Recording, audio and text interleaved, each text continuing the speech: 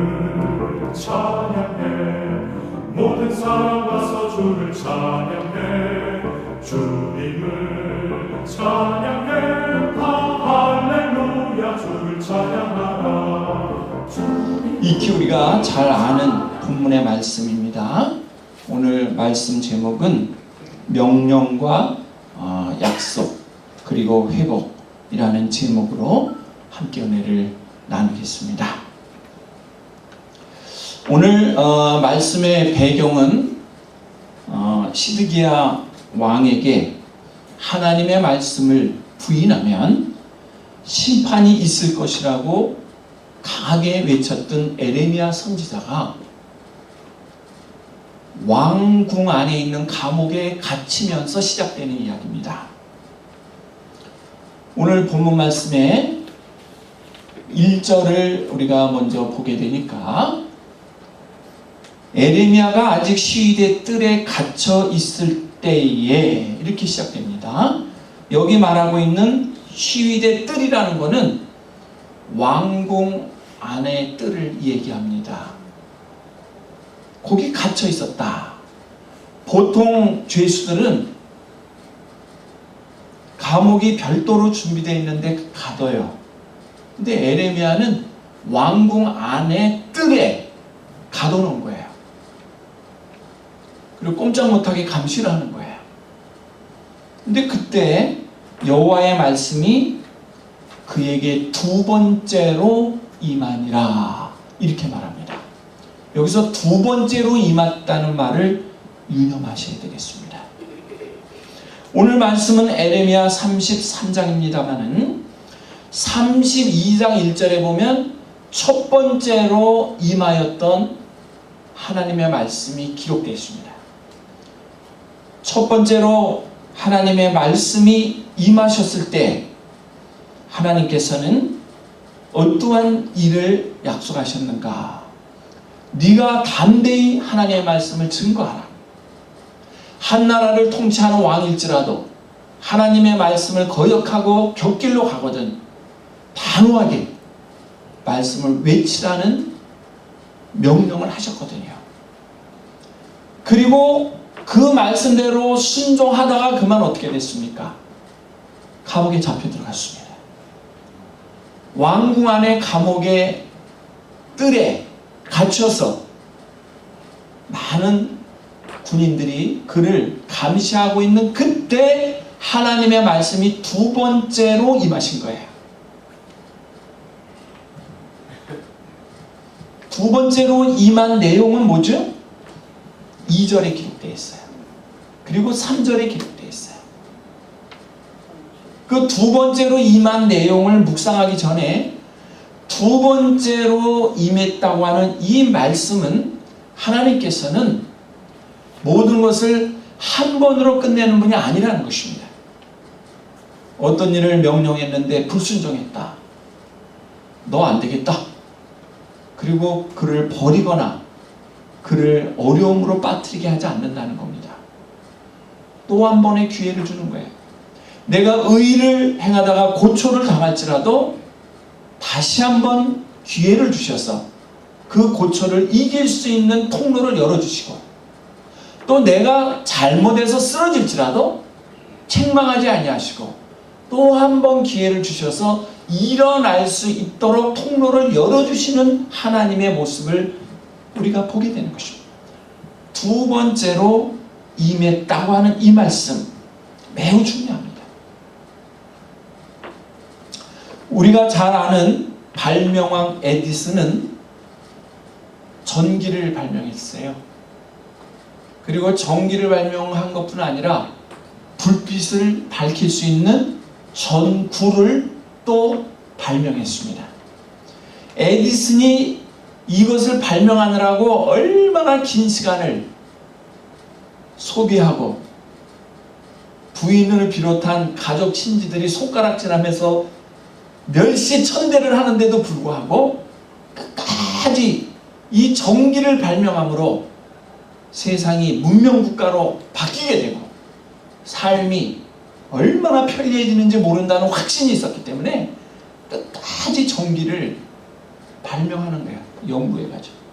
그 다음에 전구를 몇 달이고 연구해서 만들어요. 이제 전구를 자기가 발명한 소켓에 꽂는 날이 왔습니다. 이거는 뭐 세계에서 처음으로 있는 일이니까 얼마나 역사적인 사건인지 몰라요.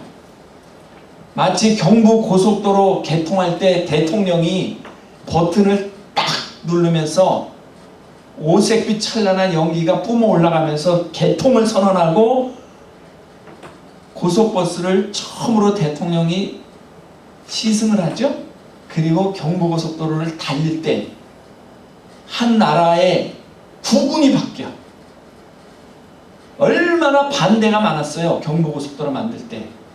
그러나 그거를 묵묵히 만들어내고 개통하는 이후부터 대한민국은 완전 경제 발전의 대국으로 변하는 경제 핵심의 심장부가 된 거예요. 그 역사적인 순간을 우리는 알잖아요. 에디슨이 지금 전구를 이제 소켓에 끼는 그 순간은 세계의 문명을 완전히 뒤바꿔 놓는 역사적인 순간입니다. 그렇게 역사적인 순간이라면 그 전구를 누가 껴야 될까요? 그 나라의 대통령이 와서 끼든지 아니면 자기가 발명한 거니까 자기가 끼든지 해서 그 의미를 분명하게 세상에 알릴 겁니다. 근데 에디슨은 자기와 함께 동고동락하면서 발명하는 데 전념했던 여러 동지들이 있는데 그 중에 가장 어린 티네이저 10대 소년을 불러냅니다.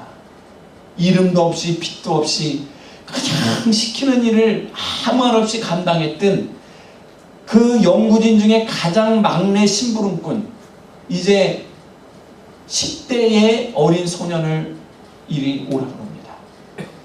내가 이 전구를 소켓에 껴라. 그 역사적인 순간을 가장 어리고 미천하게 여겼던 그 아이에게 맡기는 거예요. 이 놀라운 거 아니에요? 네? 이건 보통 마음이 큰 그릇이 아니면 할 수 없는 일이에요. 그러니까 이 소년이 부들부들 떱니다. 거기 자기보다 나이 많은 분 전문가들이 쫙 있는데 자기를 불러내서 끼라 그러니까 막 그냥 온몸이 부들부들 떨리면서 앞으로 나오질 못해요. 그러자 에디슨이 웃으면서 얘야, 너 앞으로 크게 될 꿈이 있는 소년이다. 네가 와서 이거를 밝혀. 네 미래가 이렇게 밝아지지 않겠니? 이리 와. 그랬더니 돌돌 떨면서 앞으로 나갑니다. 전구를 줘요. 오늘날에는 이 전구가 홈데포에 가면 그냥 뭐 수백 개가 진열되어 있으니까 그냥 1불, 2불만 주면 마음대로 사가지고 오지만 그때는 그거 하나 만든 거야. 하나. 이 지구촌에서 그 전구라는 건 지금 처음으로 하나 만든 거고 그거 하나 만드는데 몇 달이 걸렸는지 몰라요. 전기를 발명하기까지는 몇 년이 걸렸고 또 그 전구를 만드는데 몇 달이 걸렸는지 모르는데 그거 하나밖에 없는 전구를 그 소년에게 이제 끼라는 거예요. 그니 두근두근하면서도 자꾸만 용기를 주고 앞으로 와서 끼라 그러니까 받았습니다. 이제 역사적인 순간의 주인공이 이렇게 끼기 위해서 돌리는데 왜 그렇게 떨리는지 그만 이 전구를 떨어뜨리는 거예요. 떨어뜨리는 순간 쨍강하고 산산조각 나버립니다. 많은 사람의 이목이 집중됐던 전구를 끼는 그 행사가 어떻게 돼요? 한순간에 수포로 돌아가고 말게 됩니다. 다시 많은 사람들은 에디슨을 또 손가락질합니다. 그렇게 남의 말을 듣지 않고 독불장군으로 밀고 나오더니 오늘도 일을 또 저지르는구나. 에디슨은 아무 말 안 합니다. 그 소년을 나무래지도 않습니다. 정구를 만듭시다. 다 왔던 손님들 해산시키고 정구를 또 다시 만든, 하나 또 만드는 거, 하나 깨닫는데 하나밖에 없는데 또 하나를 만드는 거예요. 기계로 찍어내는 게 아니니까 손으로 만들어야 되니까. 또 정구 하나를 만드는데 한 달이 걸리는 겁니다. 한 달 만에 이제 정구가 다시 만들어졌어요. 그때는 아예 사람들을 부르지도 않습니다. 오라 그래도 안 올 것 같으니까 그냥 함께 일했던 연구진들, 알고 있는 지인들만 오라 그래 놓고 다시 이제 정구를 끼는 행사를 하죠. 다시 또 한번 긴장이 감돌아요. 부르지도 않았는데 여기저기서 소문 듣고 언론사에서 막 몰려옵니다. 왜? 이거는 정말 획기적인 역사적인 순간이에요. 우리는 다 만들어져 있는 상황에서 이 스마트폰 하나 개발한 스티브 잡스를 아주 영웅으로 지금 생각합니다. 미국의 새로운 제2의 문명을 바꿔놓는 도약을 한 것을 스티브 잡스가 해냈다라고 평가하는 거예요, 지금. 근데 이거는 이미 다 준비된 거에서 만든 거기 때문에 없는 데서 전기와 전구를 개발하는 거하고는 달라요. 자, 전구를 다시 만들고 다시 껴야 됩니다. 긴장이 도는 순간에 에디슨이 그 전구를 들고 앞에 섭니다. 많은 사람들은 이제 오늘은 에디슨이 직접 낄 거라고 믿고 전부 집중합니다. 그 순간에 에디슨은 한 달 전에 실수로 깨뜨렸던 그 소년을 다시 부릅니다. 얘야, 이리 와. 다시 한번 기회를 준다. 오늘은 마음의 편안함을 갖고 정확하게 한번 껴볼래? 그러니까 벌벌 떨면서 못한다는 거예요. 못하겠다는 거예요. 두렵다는 거예요. 에디슨은 그 소년에게 말합니다. 너는 할 수 있어. 내가 다시 한번 기회를 주니까 이번에는 할 수 있을 거야. 앞으로 나와. 다시 이 소년은 용기를 내서 나옵니다. 그리고 이번에는 집중을 해서 실수 없이 전구를 돌려서 성공합니다. 그 순간에 박수 소리가 들리고 환호하면서 불이 하나 밝혀집니다. 많은 사람들은 얘기합니다. 에디슨이 정말 위대하다. 발명한 것도 위대하지만 한 소년의 실수를 받아주고 또 한 번의 기회를 줘서 그로 하여금 할 수 있다고 하는 용기를 준 것은 참으로 위대하다 하고 에디슨을 높여줍니다. 그렇습니다. 하나님께서는 우리를 한 번 실수했다고 버리지 않습니다. 또 한 번 기회를 줍니다. 의를 행하다가 내가 고통을 받을 때 회복할 수 있는 또 한 번의 기회를 통해서 그가 갇힌 뜰에서 나올 수 있는 축복의 통로를 열어주십니다.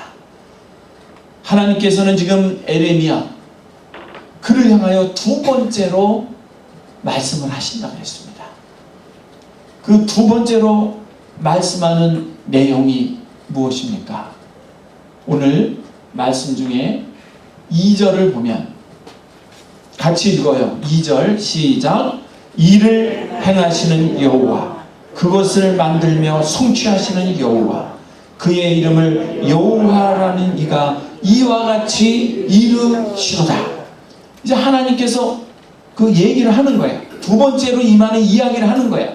그런데 그 이야기를 할 때 누가 얘기를 하고 있는가를 거듭 강조합니다. 하나님께서 이야기를 하는 것인데 그 하나님은 어떤 분이라고 얘기합니까? 일을 행하시는 분. 그것을 만들며 성취하시는 분, 그의 이름을 부르는 자에게 반드시 응답하시는 분이라고 거듭 확인하면서 네가 이 두 번째 임하는 말을 새겨 들으라고 얘기합니다. 하나님의 이름은 굉장히 많아요. 성경에 기록되어 있는 이름이. 근데 일반적으로 우리가 가장 많이 부르고 쓰는 이름은 여호와입니다. 이 여호와라는 말은 스스로 존재하는 자라는 뜻이에요. 자존자를 일컫는 그 하나님의 이름이 여호와입니다. 이 말 안에는 약속을 강조하는 의미가 들어가 있어요. 언약, 옛 언약, 새 언약, 구약, 신약, 이 언약을 강조하는 의미가 이 이름 속에 들어가 있습니다. 우리가 아이들에게 얘기할 때, 얘야, 저기 가게 가서 뭐 좀 사와라. 그럴 때 누가 명령하느냐에 따라서 그 아이의 반응이 달라집니다. 친구가 만약에 야, 저 가게 가서 뭐 좀 사와. 그러면 반응이 어떻게 나올까요? 야, 너는 발이 없니? 왜 나한테 가라 그러니? 이렇게 나올 거예요. 만약에 형이 야, 저기 가서 좀 사와. 그러면 미적미적대면서 응? 마지못해서 가긴 가는데 왠지 좀 불편한 모습으로 갔다 와요. 그런데 아버지가 야, 똘똘아, 저기 가게 가서 전구 하나 사와라. 응? 아버지 명령이야. 가서 전구 하나 사와. 그럼 뒤도 안 돌아보고 쪼갈같이 뛰어가서 어떻게 해요? 전구를 사옵니다. 누구의 말씀, 누구의 명령이냐에 따라서 반응하는 게 달라지는 것입니다. 왜 하나님께서는 에레미야에게 지금 명령을 하면서 똑같은 내용 안에 반복되는 말을 하고 있을까요?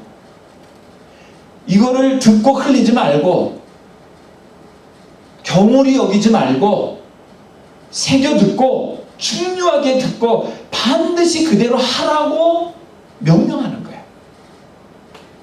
권위 있는 하나님이, 모든 걸 이루시는 하나님이 명령하는 거예요. 그 명령의 내용이 무엇이죠? 자, 3절입니다. 다 같이 읽어봐요. 시작. 너는 내게 부르짖으라. 내가 내게 응답하겠고 내게 알지 못하는 크고 은밀한 일을 내게 보이리라. 이렇게 말씀합니다. 이게 두 번째 임한 말씀의 내용입니다. 그런데 이 말씀의 내용 3절 한 구절 안에는 명령과 약속과 회복의 메시지가 다 들어가 있습니다. 놀라운 메시지를 하나님께서 선포하고 있는 것을 보게 됩니다. 이 말씀을 좀 더 구체적으로 한번 보기를 원합니다. 그 첫째는 명령이에요. 너는 내게 부르짖으라. 이 말은 뭐예요? 기도하라는 얘기예요. 너는 내게 나를 의지하여 기도하라는 얘기예요. 근데 여기서 부르짖으라라는 말이 구약 성경 원문인 히브리어에 보면 케라라고 되어 있어요. 이 말의 뜻은 뭐냐? 부르짖으라 했을 때 주여 하나님 이렇게 소리 지르라는 것을 강조하는 게 아닙니다. 이 말의 의미는 마음을 토해나라는 뜻이에요. 마음을 토하라는 뜻입니다. 다시 말하면 나한테 기도할 때 목소리로만 주여, 목소리로만 주시옵소서, 목소리로만 물러가라 이러지 말고 네 마음을 토해내라 해. 네 마음을 드려라 해. 네 마음을 하나님께 온전히 드리면서 구하라 이 말이에요. 오늘날 수많은 사람들이 산에서, 교회에서, 굴에서 기도합니다. 조용히 기도하는 분도 있지만 막 소리 지르면서 기도하는 분도 있습니다. 어떤 모양으로 기도하든 그 모양이 중요한 게 아니고 그 내용이 중요한 거야. 온 마음을 토해내듯이 온 마음을 다 맡기고 온 마음을 들이며 기도하느냐, 아니면 형식적으로 남이 하니까 따라서 기도 주간이라 그러니까 그 의무감으로 했느냐, 여기에 천지 차이가 있다는 거예요. 하나님이 명령합니다. 너는 내게 부르짖으라. 네 마음을 전부 토해내듯이 끌어올리면서 온몸으로 온 인격을 들이며 하나님께 맡기고 하나님이 이루어주실 것을 믿고 의심하지 않고 하나님께 구하라는 것입니다. 우리는 어떤 일을 할 때 뜻대로 안 되는 게 너무 많아요. 원치 않는 일을 만날 때 많아요. 참 많아요. 왜 나에게만 이런 어려움이 있고 이 어려움 하나 이겨냈는데 왜 또 어려움이 오나? 온갖 어려움들이 왜 나한테만 오나? 이런 생각들을 할 때가 종종 있거든요. 중요한 것은 당신이 부르짖은 적이 있는가? 필요할 때만 부르짖고 어려울 때는 원망하지 않았는가? 돌아봐야 돼요. 1950년에 한국에서는 6.25 전쟁이 일어났잖아요. 근데 이제 미국에서는 1950년에 있었던 한 가지 전해 내려오는 일화가 있습니다. 미국의 유수한 건축 회사에서 일하던 한 젊은이가 해고를 당합니다. 그 순간 이미 결혼을 했고 가장인데 좌절하는 거예요. 낙담이 큰 거예요. 어디 다시 일해보려고 해도 취직이 잘 안 됐어요. 절망이 가득합니다. 아, 내가 이렇게 살아서 뭐해? 가정을 이뤘고 책임이 있고 미래가 있는데 이 젊은 나이에 해고를 당했으니 나는 이제 뭘 할 거야? 할 줄 아는 거라고는 건축 일밖에 없는데 아무 데서도 나를 쓰지 않으니 나는 이제 어떡하는 거야? 큰 낙심 속에서 별 생각을 다 합니다. 좌절하고 절망합니다. 이불을 뒤집어 쓰고 하루 종일 일어나지도 않습니다. 아마 신앙이 없는 사람이었으면 스스로가 목숨을 끊을 수도 있었을 거예요. 그러나 이 사람은 일단의 이 신앙이 있었어요. 그러나 그 신앙이 독실하지 못했던 거죠. 그러나 그 신앙이 있었기 때문에 스스로 목숨을 끊을 정도는 아니었고 그냥 좌절과 절망 속에서 신음하고 고통 속에 있었어요. 그때 부인이 그 모습을 보고 몇 날 며칠을 끙끙 앓고 있는 남편을 보고 조용하게 얘기합니다. 당신은 좌절하고 근심하고 걱정하고 낙심하는 일은 지금 몇 날 며칠을 하고 있는데 한 가지 안 한 일이 있어요. 그것은 당신이 진짜로 하나님 앞에 무릎 꿇고 기도를 하지 않았습니다. 한번 진짜 하나님 앞에 기도하세요. 혼자 하기 힘들면 저하고 같이 손을 잡고 정말 간절하게 우리 기도해요. 그러자 이 남편은 부인의 손을 잡고 기도하기 시작합니다. 그래서 둘이 간절히 기도해요.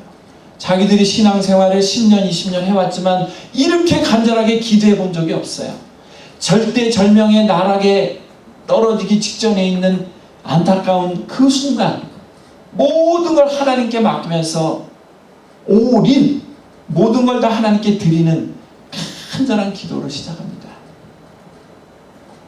그때 하나님께서 이 두 부부에게 영감을 딱 줘요. 영감을. 당신 부부는 이제 어디 가서 취직해가지고 월급 받으려고 그러지 말고 직접 당신이 집을 짓는 일을 하시오. 이런 영감을 주는 겁니다. 그러니까는 인플로이로 월급 받는 사람이 되지 말고 사장이 돼서 이제 직접 모든 것을 책임지고 하시오. 이런 마음의 응답을 주신 거예요. 그래서 눈을 딱 떴는데 응답은 받았는데 땡돈 한 입 없는데 무슨 집을 지으며 무슨 땅을 사가지고 건축을 하겠냐고요. 아무것도 없는데 퇴직금도 없이 해고당했는데 한심한 거 아니에요? 그러나 분명히 네가 직접 지라는 응답을 받았기 때문에 개가 사는 강아지 집이라도 먼저 짓자.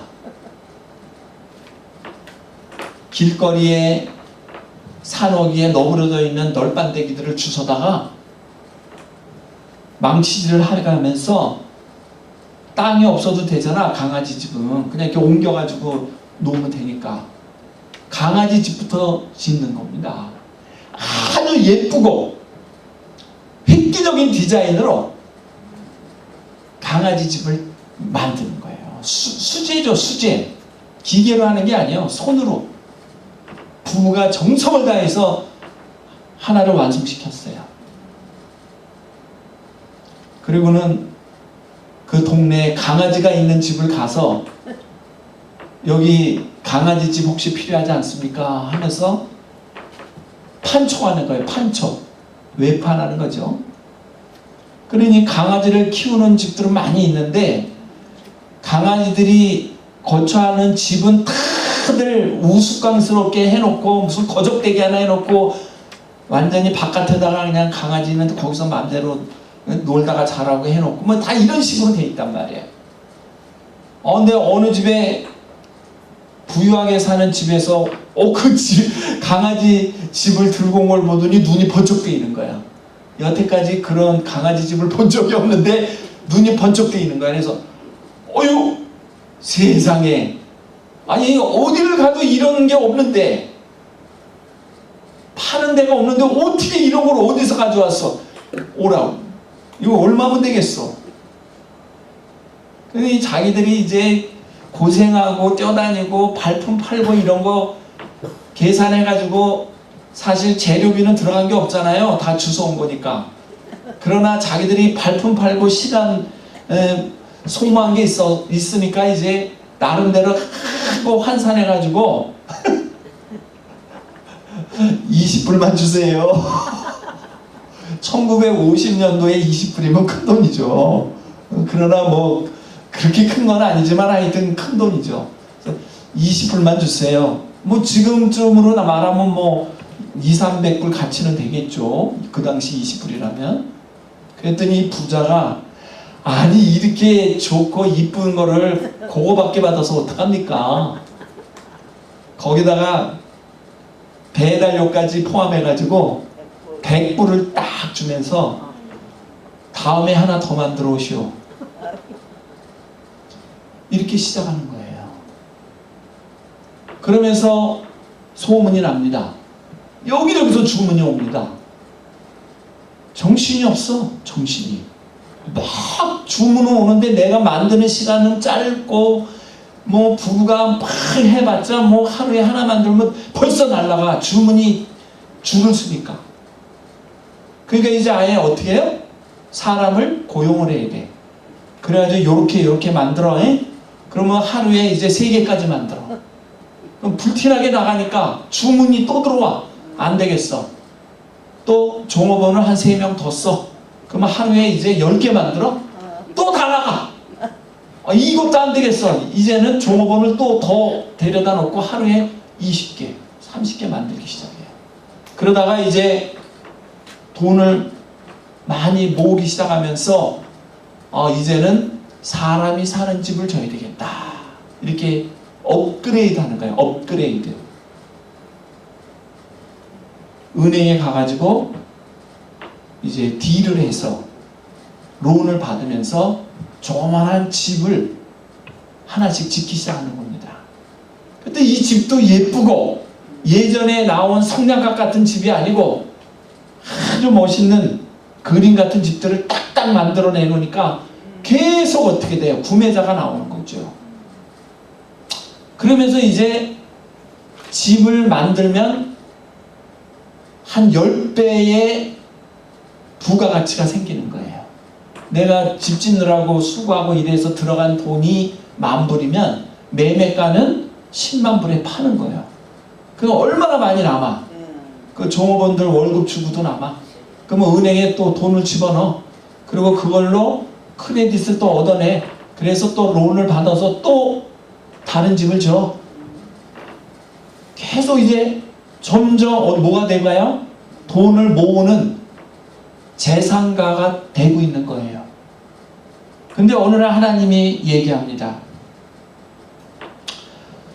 이제 돈만 벌려고 그렇게 바등바등하지 말고 정말 사람을 존중하는 집을 져라.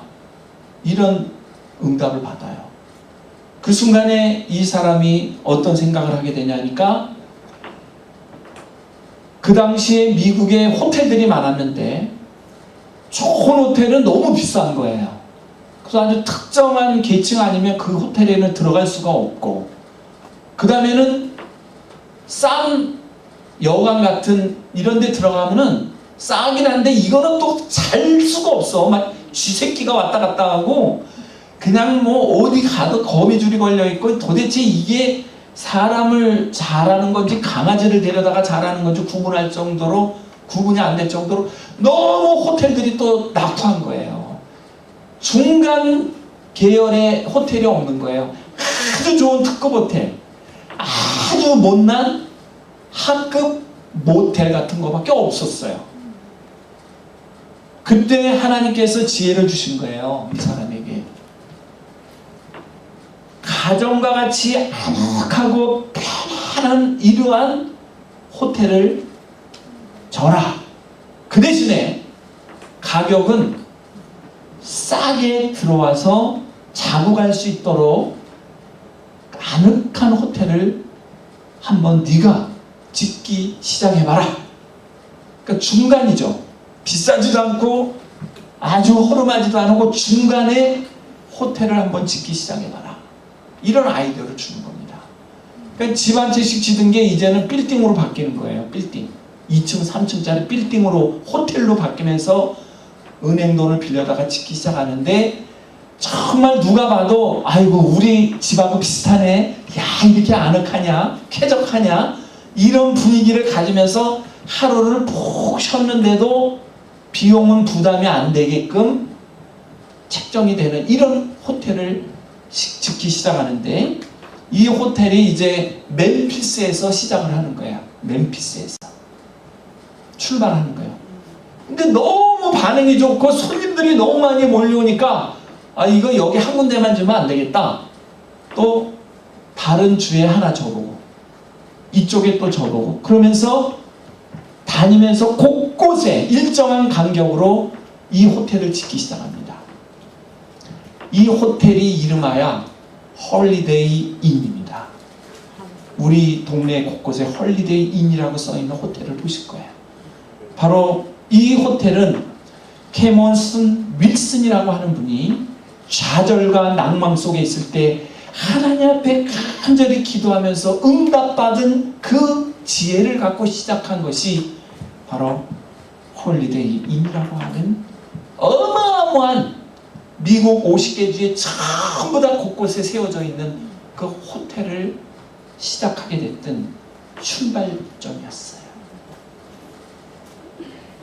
하나님 앞에 간절히 기도했더니 그의 생애를 변화시킨 거예요. 그 부인의 한마디 조언, 당신은 한 가지 안 한 게 있어요. 낙심하고 좌절하고 원망하고 푸념하고 이거는 잘했는데 한 가지 안 한 게 있어요. 진짜 기도를 안 했어요. 우리 한번 손잡고 기도해봐요. 이 한마디가 그의 인생을 완전히 뒤바꾸는 새로운 역사의 전환점을 가져게 해줘요. 여러분 너는 내게 부르짖으라. 우리 어르신들 말 못하는 무슨 문제가 있으시죠? 자식에게도 말 못하고 친구에게도 말 못하고 자존심 때문에 말 못하고 아무한테 말하지 마세요. 정말로 모든 걸 내려놓고 하나님께 모든 걸 토해내듯이 기도하십시오. 내게 부르짖으라. 명령이에요. 명령. 그러면 두 번째로 약속입니다. 약속이 뭐예요? 내가 내게 응답하겠고. 입으로만 떠버리는 기도는 응답 안 할 수도 있는 거예요. 그러나 온 마음으로 드리는 기도는 내가 응답하겠고 라고 약속합니다. 응답하겠고 이걸로 끝나는 것이 아니에요. 회복입니다. 내가 알지 못하는 크고 비밀한 일을 너희에게 보여주리라. 여기 크고 비밀한 일, 이게 우리말에는 이렇게 돼 있어. 번역이 크고 비밀한 일. 이거는 원문에 가니까 무슨 뜻이냐? 사람의 생각으로는 헤아릴 수 없는, 사람의 생각으로는 어떻게 뭐를 이렇게 측정할 수 없는, 측량할 수 없는, 하나님만이 할 수 있는 엄청난 일, 인간의 힘으로 불가능한 엄청난 일, 그게 바로 크고 비밀한 일을 너희에게 보여주리라는 거예요. 이것이 바로 약속과 회복이에요. 약속과 회복. 가방만 들고 주일날 교회는 수도 없이 다니는데 이 체험이 없는 사람들이 많아요. 진정한 기도해보지 못합니다. 응답 받아보지 못합니다. 회복의 체험이 없습니다. 교회 경력 50년이 되면 뭐합니까? 껍데기만 왔다 갔다 했지 속은 하나도 변하지 않고 교회 문밖 나오는 순간부터 어떻게 하면 사기쳐서 돈을 벌어볼까 이 생각만 한다면 100년을 교회 다니면 뭐 하겠어요? 하나님과 관계에 의미가 없는 거예요. 내게 부르짖으라. 내가 내게 응답하겠고 내가 알지 못하는 크고 비밀한 일을 너에게 보여주리라. 마지막 한 말씀을 드리고 매듭을 칩니다. 한참 부흥하고 있는 어느 교회에 어느 날 기도 제목이 생겼습니다. 바로 그 옆에 술집이 하나 들어온 거예요. 아, 이거 얼마나 덕이 안 되고 은혜롭지 않은지 몰라. 교회에서 그 술집을 살려고 해도 안 판대. 그래서 이제 기도하기 시작하는 거예요. 주보에다가 기도 제목 다 써가지고 인쇄를 해가지고 교인들이 똑같이 매일매일 기도하라고 기도 제목에 뭐를 넣느냐? 저 옆집에 술집 망하게 해주십시오. 저 옆집에 술집 망하게 해주십시오. 이게 기도 제목에 들어간 거예요. 그때부터 교인들은 기도할 때 꼭 이거를 집어넣어요. 우리 교회 옆에 들어온 저 술집 망하게 해주십시오. 집에서도 눈 뜨면 그 기도, 교회 와서도 밥 먹을 때 그 기도, 그 교인들이 돌아가면서 계속 기도합니다. 어느 날 이 술집 주인이 그 소문을 들었어요. 아, 저 교회가 우리 술집 망하게 해달라고 기도 안 되는 소문을 들었습니다. 그 순간에 막 속상한 거예요. 자기는 교회 안 다니지만 속상한 거예요. 그리고 어느 날 그 교회에 있는 주보를 하나 얻게 됐는데 그 주보에 보니까 인쇄가 돼 있네. 이 옆집에 있는 술집 망하게 해주세요. 기도 제목 1번 이렇게 딱 돼 있는 거야. 화가 나가지고 그게 증거죠. 증거. 인쇄물이니까. 수를 했어요. 고소를 한 거예요. 교회를. 어렵게 비즈니스 시작했는데 이거를 세상에 망하게 해달라고 써놓고 기도하는 게 있어. 이거 불법 아니냐? 세상 법에서 심판 좀 내려달라고요. 술집 주인이 고소를 한 겁니다. 그랬더니 그 그 고소장이 들어가고 얼마 있다가 교회로 법원에서 한 통의 편지가 날라왔습니다. 교회 대표는 몇 년, 몇 월, 며칠, 몇 시까지 법원으로 오시오. 소장이 접수됐으니 재판을 받아야 됩니다. 그래서 이제 교회 대표, 목사, 장로 이런 분이 갔습니다. 이제 여기 술집 주인이 섰고 여기는 목사, 장로가 섰고 앞에는 재판관이 있습니다. 그래서 이제 재판관이 판결을 내리기 전에 양쪽 의견을 들어야 되잖아요. 이런 이유로 다시 말하면 이 술집 주인이 증거물을 가지고 왔는데 이 증거물에 보니 옆집 술집을 망하게 해주십시오 라고 기도하라는 내용이 있는데 이게 사실이요 하고 교회 대표에게 신문하는 거죠. 물어봤어요. 근데 교회 대표로 나온 분이 우물쭈물 이러고 있다가 하는 말이 거기 인쇄된 거 부정할 수 없잖아요. 맞긴 맞는데요. 뭐 우리가 기도한다고 망하겠어요? 이렇게 얘기를 한 거예요. 그러니까 이 이제 술집 주인은 당신들이 기도해서 우리 술집은 언젠가 나는 망할 거라고 믿습니다. 이렇게 얘기를 한 거예요. 그래서 양쪽 얘기를 다 듣고는 재판관이 하는 말. 술집 주인은 믿음이 있고 교회 대표는 믿음이 없다. 이렇게 판결을 낸 겁니다. 기도를 해놓고 안 믿는 사람이 있다니까? 우리가 망하게 해달라고 기도했지만 진짜 망하겠어요 하고 발뺌하는 교회 대표의 모습을 보세요. 안 믿는 사람도 망할 거를 믿는데 안 믿는 사람도 지금 거기서 기도해서 망할 거를 믿잖아 지금. 그래서 소송을 냈는데 망하게 해달라고 기도하는 사람은 안 믿는 거야. 그게 망하겠냐고 오히려. 이게 얼마나 넌센스한 일입니까? 오늘날 교회가 세상을 걱정하며 기도하는 게 아니라 세상이 교회를 걱정하면서 혀를 차고 있다는 거예요. 왜? 교회 안에 너무나 문제가 많기 때문에 돈이 안 되고 오히려 세상 사람에게 아픔을 주는 일이 교회 안에서 너무 많이 일어나고 이것이 언론에 보도가 돼가지고 세상 사람이 다 알게 되기 때문에 세상 사람들이 혀를 차면서 교회를 걱정하고 있다는 거예요. 이 얘기는 뭐예요? 술집 주인과 교회 대표와 뭐가 달라? 뭐가 달라요? 이게 여러분, 진정한 기도는 겸손을 가져오고 올바른 윤리를 가져오고 모든 이에게 평안과 기쁨을 줄 수 있고 덕을 세우고 하나님의 축복의 통로가 되는 줄로 믿습니다. 바라기는 우리 어르신들의 남은 생애에는 오늘 이 약속과 명령 그 안에서 회복이 일어나는 놀라운 일들이 많이 나타나기를 이 시간 주님의 이름으로 간절히 축원합니다. 그리하여 하나님께서 가장 기뻐하는 삶을 누리시는 우리 실버 아카데미에 속한 어르신들이 되시기를 이 시간 주님의 이름으로 다시 한번 간절히 축원합니다. 기도하겠습니다. 주님을 찬양해 모든 사람과